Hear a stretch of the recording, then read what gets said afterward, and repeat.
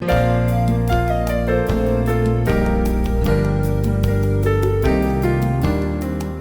right, I've got a question I'd like to pose to you two. Oh boy. And I've got a clearer take on it, but I'm curious to see what your thoughts are. Mm-hmm. And this is something that came across my mind earlier in the week. So if you were to save another human being's life, like let's say like someone fell into the river and you were like, fuck, I'm the only one here who can save this person. They're clearly going to die without my intervention. Mm-hmm. So you jump in, you risk everything, you risk your life, you rescue the person, drag them to safety, do CPR, get the water out of their lungs, call 911, whatever. You save their life. You are responsible for their future existence on this planet. So my question is, at that point, once you cross that threshold and that person is now living because of your intervention, shouldn't you be allowed legally to kill them later? Like if it wasn't for you, they'd be dead anyways. So you would be the only person that would be allowed to take their life in the future. If you let's say you've thought like, I really want to know what it's like to kill somebody, either that or you're like, you know what, this fucking guy that I saved, he's just giving me nothing but hassle. I'm going to kill him now. You should be legally allowed to do that if you were the one who was solely responsible for their life being saved. I think you've got a point there. I'm gonna write to my congressman about it. So that's what I wanted to ask. What do you guys think? Stupidest. I don't even want to dignify that with speculation. What do you mean with speculation? Why not? What's this rooted in? Do you really? What do you mean? What is it rooted in? I'm not saying it's fact. I'm saying it should be. It should be the case. And why do you think it shouldn't be? That's like. Let's take that to its basic level. It's like saying if I did you a favor. Let's say I helped you move. Yeah. Okay? That means I have the right to fucking come and steal all your shit. No, it's different. And move it out of the... Life is different than tangible things. Yeah, life is the most tangible Here's the thing. thing. No, because I could argue that without you, I still would have got the move taken care of. Well, this guy could argue without this asshole, someone else would have come along. No, that is where you're wrong. No, he set up the situation where it's only you who can save this person's life. Let me clarify. There would be a short trial immediately after the person's life is saved and they're all better, where a judge would determine the factors and clearly state, yes, as a matter of fact, if you hadn't have been there, sir, this man would have died. Therefore, you are legally allowed to kill them anytime you want in the future if you deem that necessary. Court adjourned. Everyone leave. I'm the judge.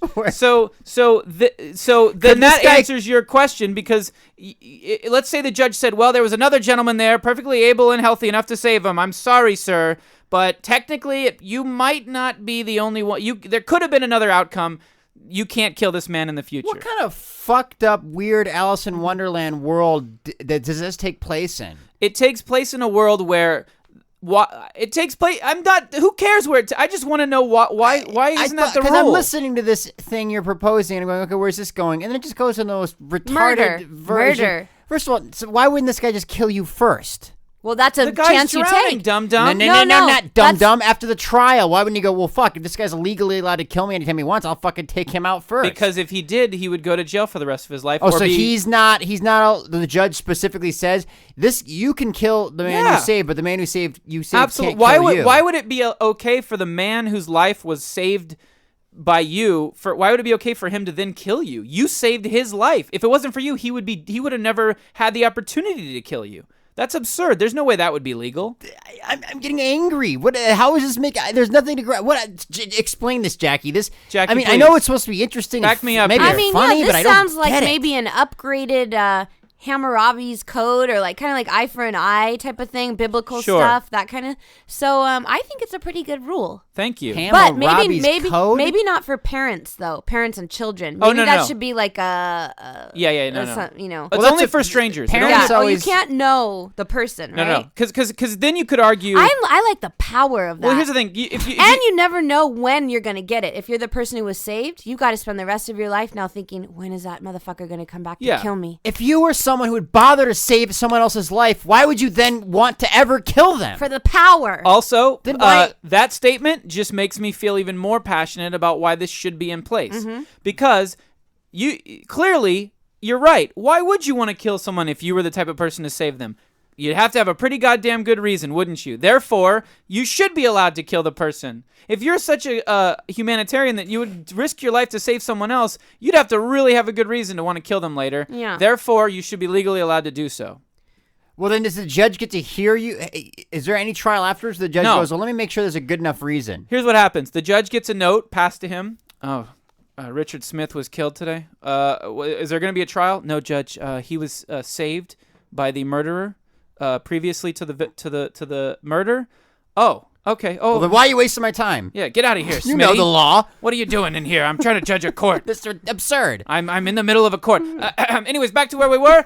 Yes, Thompson Smith, you, as a matter of fact, are allowed to kill your person you saved. Court adjourned. Everyone go away. Who won the primaries for governor? It was Meg Whitman and Jerry Brown, right? I guess so. We need them in here. Yeah, we got to talk to them. We need to have this debate. So we know which side. And then we'll know who to vote for. Yeah. Who would you vote for? The one that was in favor of this yes, absurdity? Yeah. Why? This would be the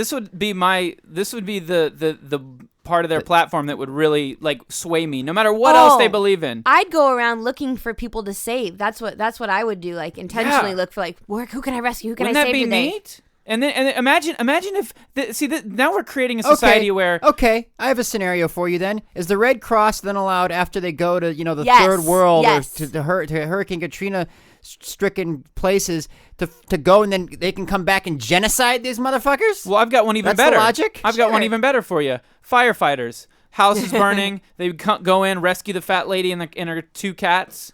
Yeah, absolutely. That particular firefighter has the legal right to kill that fat lady if he wants to. But only, of course, with fire. They won't do it. Only with fire, right? No, I mean, here's the thing. To your point, they're not going to do it unless there's a really good reason. In other words, if a phone call comes through to the fire station, there's a fire. There's a fire. Whose house is it? It's Mrs. Smith's on Elm and 7th. Oh, she's the one that I say. Well, yeah, I set her house on fire.